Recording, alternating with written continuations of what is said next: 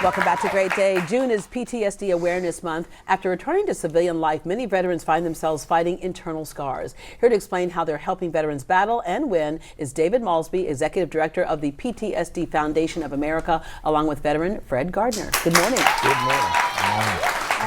You did not serve, but you felt called to help those who were dealing with PTSD. Why? 10 years ago, hearing stats and what was going on here in Houston, the statistic was out of every 3 adult homeless person was a military veteran. Statistics at the time where we were losing 17 veterans every single day to their own hands. Today that number's over 20 every single day. We have to do something. We have to stop what's going on. We've got to get the community informed and involved. Yeah. Somebody said to me the other day, why is it we're hearing about it now? Did they not have PTSD after Vietnam and World War II? And we're talking about it today. Well, and that's a good step that we are talking about it. The whole mental health stigma that goes on, and no matter what segment of society you want to talk about, is very real.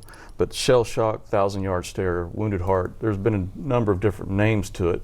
Fortunately, today we are talking about it a little bit more and doing a little bit better. And it did happen back then as well. well. Absolutely it happened, yes. Yeah. All right, Fred, first of all, thanks for your service. Yes, ma'am.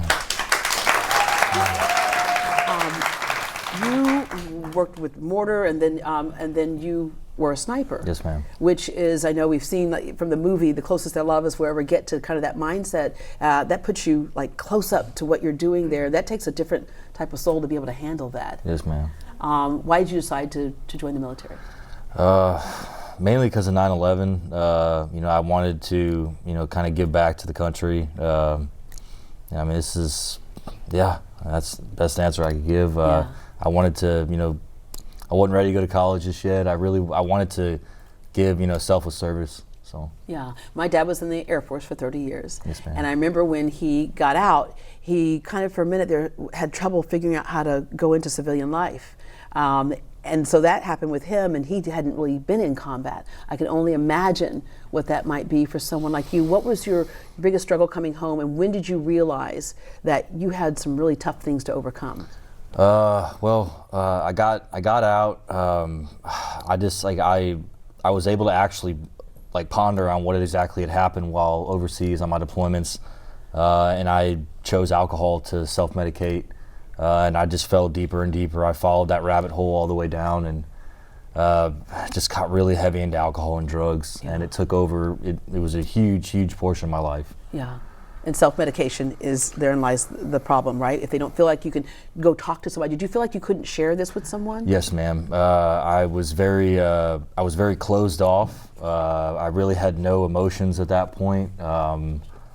It was, and I didn't realize it from the inside trying to look out, but I guess from the outside looking in, people were telling me, hey, you need to go see somebody, but I wasn't seeing it. Yeah, because if you don't handle things, it doesn't go away. It'll come out sideways. Yes, ma'am. Okay, so you see this a lot, and so you have programs to help them reintegrate and help to deal with those issues. So PTSD Foundation of America, you have chapters all over the country.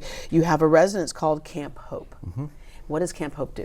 Camp Hope takes what we do in our support groups across the country and makes it a lot more intense. They live with us for about 6 months, and it's an all-day, everyday program, and we're teaching them not only how to cope with PTSD, but emotional regulation, anger management, all the different things that come as a result. AA, NA meetings are going on as well. Then we start building them for the future, which is always exciting. Like Fred now is on our staff, and he's a mentor, and he's helping those next guys come home. Yeah. What was the moment when you decided that you had to go in, finally? Wow. It was, I've been acquiring a lot of legal, and it was just, had suicidal ideations as well, and that was a big thing. And my folks have been a huge support for me. Yeah. And they were kind of the ones that kind of pulled me out of the darkness and told me, hey, I think it's the time is now, because otherwise I might not see tomorrow. Yeah. So they kind of definitely pushed me to it. And for you to be a mentor, because I think that's the other thing, was when somebody says, come on, pull yourself up by your bootstraps, easy for people to say, but when you're somebody who's actually been through it and you can say, I understand, and I have been right where you are, I think that is so important. Other services include job placement, because you know when you're in the military, we always say, well, you've learned certain skills like teamwork and being there on time and the whole bit, but they still struggle with what am I going to do when I get out. So job placement is one of the things you help them with. Yes, well, many of the guys come to us vet courts or the VA psych ward, or they've been living in the Sam Houston forest for a while, so they've lost everything and they've destroyed Even their an address. Yeah, destroyed their credit. So it's not just enough to complete the program and learning how to deal with PTSD. You have to have a go forward plan. So we have an entire transition team that helps our guys move forward in a healthy way. Yeah. And if you're someone who has a charitable dollar to give, this is a great organization to give to. Other generous givers include Gringo's Mexican Kitchen and Jimmy Changa's Every Queso Counts. Yes, and we love queso. Yes, I gotta tell yes, you. we do. Yeah. You can raise a lot of money that way. Thursday, June 27th, 100% of all queso proceeds for the day will go to the PTSD Foundation. That is so awesome. All right, so if there's somebody out there struggling, just like you were at one time, Yes, ma'am. what do you say to them to get help? Don't wait, get help. It's really saved my life. It's got me back on the right path. I'm 17 months sober. So, Congratulations. I can't thank Camp Hope enough for what they've given me, what they've given back to me. Like, yeah, they've given me back my life. Yeah, absolutely. Thank you very much. Thank you very much. To donate or volunteer for the PTSD Foundation of America, you can call 1-877-717-PTSD or visit ptsdusa.org. Up next, a heart of service for over 75 years.